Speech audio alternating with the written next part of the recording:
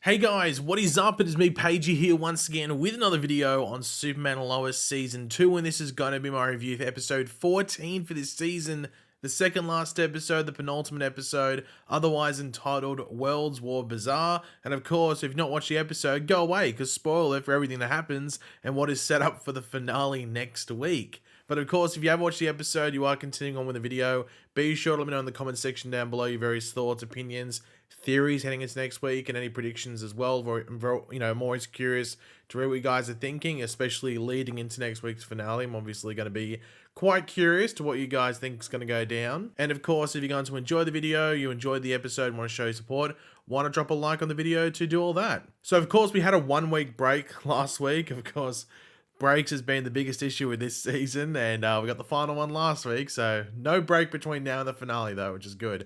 But last episode, 2 weeks ago, we had the Lucy flashbacks throughout the episode to show the formation of her and Ali's relationship, and I guess why Lucy was so compliant with Ali and so close to her. And we do have Lois and Sam go to where Lucy is bunkered up with other Ali followers, and Lucy does end up helping Ali out by bringing in Superman so that Ali can absorb his power, which she immediately regrets due to now seeing Ali's true motivations. And Ali begins to merge the two worlds together, which of course plays out a lot in this episode, while Superman is left in the hospital and not really super anymore. And to put the cherry on top, Bizarro Lana, the old superwoman or super soldier, is now on Earth Prime looking to finish off Superman. So, yeah, the Kent family, just all the good guys, not in the best spot, heading out of last episode and heading into this one. But this episode as a whole, I think, did everything it needed to do to set up pretty much all the finishing touches in the finale. And I think it's very different than last season, because I think one thing that I think a lot of people agree on is that season 1 of Superman and Lois felt like it finished in the third last episode, and then there was a prologue towards the end. While this season, it just feels like it's a whole story that's now going to finish in the finale, though people thought maybe it took a bit too long to get there, which I can sort of somewhat agree with, though I can't fully agree with it at the same time, because I think allowing certain things to flesh out has allowed, not only stuff in this episode, but also next episode to feel a bit more satisfying or worth it, if that makes sense. But obviously we have to see how it all plays out before we can really go and see whether, who was right and who was wrong, if you know what I mean. But I don't think there were really any weak points in this episode, and if there was any that some would point out as a weak point, I think it's because it was not finished in this episode, because it's going to be, addressed mainly in the finale. So yeah. But in regards to it, let's just break it down. So we start off the episode by scanning around Earth Prime with Superman's vitals being all we can hear. We have him waking up, but clearly not all there. You can tell he's weak. You can clearly tell he's not really Superman, but he is okay to come home. And as Jordan and Jonathan go out to welcome him back home, we do see their phones flicker as if there is something impacting them. Now, at the time, I wasn't too sure exactly what it meant. We learned pretty quickly after this why they were flickering, but I wasn't too sure if it was just some energy from what Ali was doing with the merging, or if it was exactly due to the merging. But of course, we learned soon enough after that. But focusing in on Clark, he is overly weak. Not just very weak, but overly weak. Weaker than Superman should ever be. And he isn't being recharged by the sun like he normally would, which is obviously very concerning for him, because I guess he was hoping that, okay, well, I've been, impacted by kryptonite before, and, I just have to, just lay in the sun, have a bit of a sunbake, if you know what I mean, and I'm all good. But that's really not happening. It's very slow, and he's actually not really seeing any improvement at all. Now, while that's all going on, John Henry and Natalie are figuring out how to stop Ali's powers affecting them in their suits. Now, they thought they'd sort of worked it out last time, but Ali's still absorbed through the suit and from the hammer last episode. But they're hopeful that they'll be able to figure it out. But Clark needs to go to the fortress in order to figure out why he is not recovering. That's the only solution he can have. He's like, well, where am I going to get answers? Hopefully the Fortress of Solitude. And Jordan doesn't think he is capable of taking him, so he's still not overly comfortable with his powers. He's very anxious with it. He's almost getting this stuff that he had before. Before they came to Smallville, and even in the early parts of Smallville and stuff like that, but just with his powers and stuff like that, which I can understand why he'd be nervous, because we've seen him flying, but he's struggling to control it. So imagine him having to fly all the way to the Fortress of Solitude, holding his dad. He doesn't want to crash because it could kill his dad. You don't know, because his dad's really got no powers going on. If they fall from a high enough, height, that he could kill his dad. So Clark hopes that John Henry will take him there. Now at the Cushings, we do see the morning rush and panic to get out the door, but then we also see that Ali's broadcast from the Bizarro world is now on their TV on our world. So we've seen that, I think, in the previous episode, and we continue to see like the whole flickering on like other pieces of technology like phones and computers, and obviously we do see it on Chrissy Beppo's laptop, and we see that the tech is flickering because it's changing to the Bizarro world format, the reverse. So I think the example we see is that the Word document that Chrissy was working on flips, it's in the reverse, so all the words are backwards and everything like that. So that's what all the flickering meant with Jordan and Jonathan's phones earlier on in the episode. And I thought that was an interesting way to do it. It's almost like trying to catch a TV signal or something like that. So I thought it was a pretty interesting way to do it. But we do have Clark at the fortress, and he does learn that Ali altered and like really damaged his cells when she absorbed his power, and that Superman is pretty much out of commission for a good while, potentially taking him as long as he originally did to get powers from the sun, which was 4 years after he first arrived on Earth. But that's a long time. That's too long. Even if it was 4 days, that's too long. Some would argue 4 hours, especially based off this episode. 4 hours might be too much. That's a long time. So I did say this in my trailer breakdown, I think it was, for this episode. I do wonder if X-Kryptonite is an option for Clark, that he has to use it. Because especially if the worlds do merge, then surely the Bizarro sun becomes this world's sun, especially based off the end of the episode. It's more like Bizarro world taking over. And Clark's powers aren't going to regenerate through the red sun. So, man, like, is X-Kryptonite something that he's going to have to take? It might be that seems like it's going to be more likely the case than it did going into the episode. So I'm not too sure.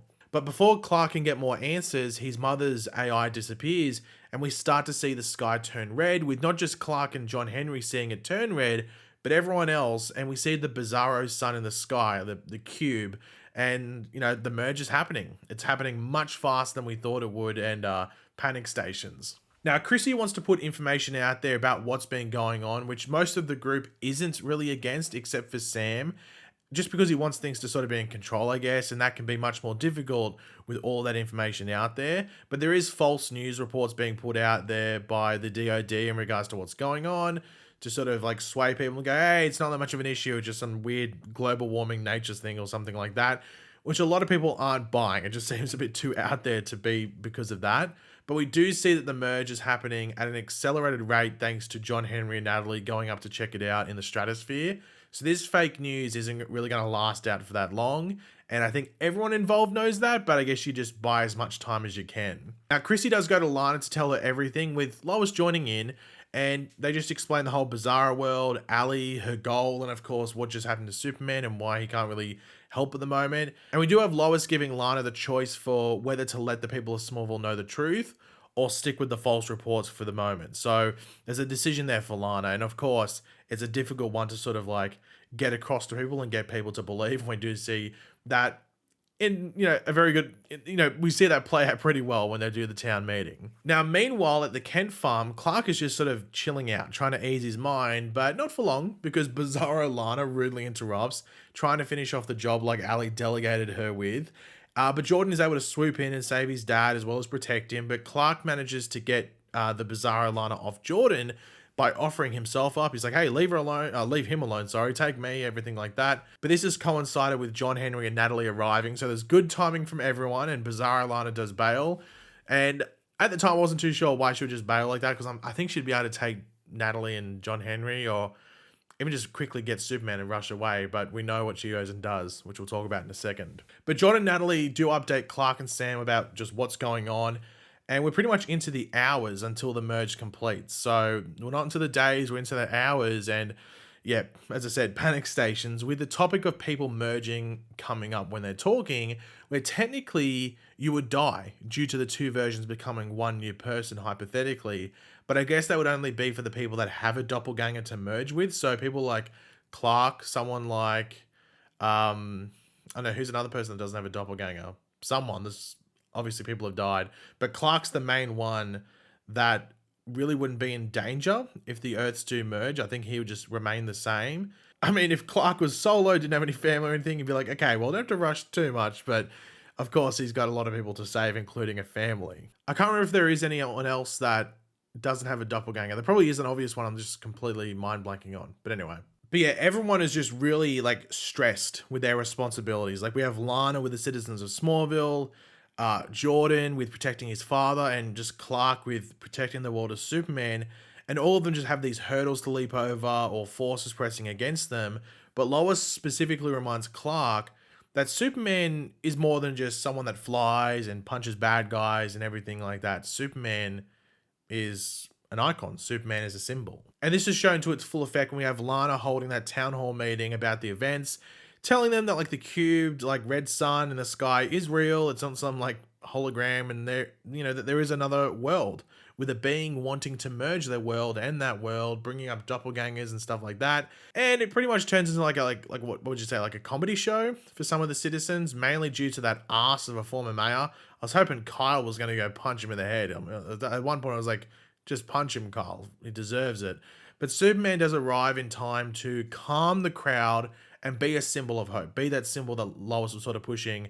And he's able to push some of, you know, this hope upon the citizens of Smallville, this allowing Lana to give the citizens the warnings and information that they do need. So at least the people there are in tune, and hopefully the whole Bizarro World thing plays out a bit smoother, or as smooth as possible despite the craziness around it, just because of being able to give that information out. Now, we do have Natalie coating her and her father's suit with X-Kryptonite, but John locks Natalie's suit so he can go on his own to take on Allie and try and stop her without putting his daughter's life on the line. And I honestly wasn't sure which way they were going to go with this. Like, was John Henry going to die? And that's still unanswered by the end of this question. So by the end of this episode, might I say, because we have John finding Allie in the void, hitting her with a projectile. Looks like maybe, oh, we did something, but she just absorbs the power and redirects it at John. We can just see how powerful Allie is in that instance, because at the end of last episode, she just absorbed Superman's power and then just went away. But here we actually got to see her in battle, so we can see how powerful she is.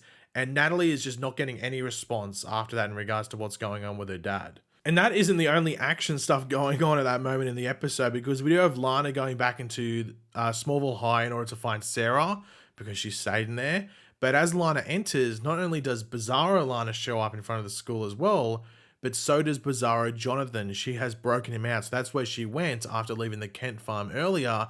And he has some kryptonite to power him up even more. Obviously, that's the same as like Superman taking X-Kryptonite or something. Now, Bizarro Lana shows up in front of Sarah and Jordan, which ends up being a trip for Sarah because she's seeing another version of her mum with powers. But also, Jordan has to use his powers to save Sarah and Lana, which once again, even more of a trip for Sarah. Everything's just folding out in front of her. Now, Bizarro Jonathan does show up in front of Superman, Jonathan, Lois, and Sam. And of course, without powers, Superman is just a sitting duck. What's he meant to do? Jordan, however, is able to actually get to his father in the main hall setting while taking on Lana, or the Bizarro Lana, and save his dad. However, he does end up getting double teamed by the two Bizarro supers and getting completely owned. But luckily, Natalie gets the warning and intervenes, and seeing the quick team up between Jordan and Natalie was pretty cool, especially when Jordan had the kinetic hammer and everything. Now, the Kents do find Natalie back at the farm, where she is still looking at the status of her father, with the connection still being lost, so the question's still up there whether John's still alive. Natalie, of course, being distraught and very worried, and you can see Clark just feels like hopeless because he can't really do anything to help this situation. Also, he could have been the one in John's place at that moment in time. So Clark, what's he meant to do? He can't do anything. And seeing Natalie being able to hug Lois, I thought was a sweet moment despite the circumstances, just because, well, Lois's doppelganger on her Earth was her mother. But we do see John still floating through the void. His suit's still intact for the most part, so he's not getting affected by whatever is in the void. So there's a sign of life potentially just because he's still intact, but there's not like an actual proper sign of life through like a heartbeat or John's eyes being open or him breathing or anything like that. So I'd assume the fact that they're showing us that means that he's still alive, but I guess the mission next episode is get John out of the void. So I don't think you'd really want to enter the void while Allie's still in there as well. So maybe you have to stop Allie before going into the void, or maybe, I don't know, some sort of combination around that. Now, right at the end of the episode, we do have Sarah questioning her mother about her actually knowing that Jordan had powers, because she didn't react at all when Jordan turned around with like the laser beam eyes. And of course, you know, Lana's going to have to admit to it. And of course, Sarah isn't happy as she feels, you know, keeping this secret completely impacted their relationship, even though at that point in time, Lana didn't know.